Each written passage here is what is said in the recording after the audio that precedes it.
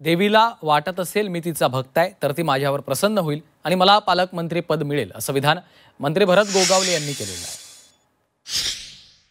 काही गोष्टी आम्हाला हक्कानं मिळणं गरजेचं असल्याचं देखील रायगडच्या पालकमंत्री पदावरून मंत्री गोगावले यांनी विधान केलं आहे।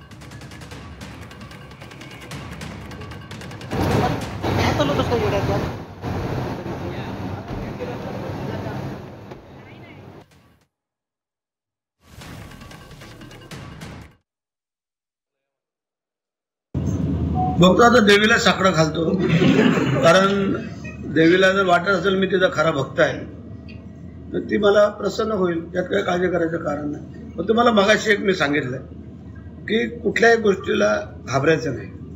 जर आपण काम करणारे कार्यकर्ते आहोत, मी तर पहिलं सांगितलं मी शिवाजी महाराजांचा मावळा आहे, बाळासाहेबांच्या मुशीत तयार झालेला कार्यकर्ता आहे आणि दिघे साहेबांनी एकनाथ शिंदे साहेबांचा खंड समर्थक म्हणून आम्ही काम करतो।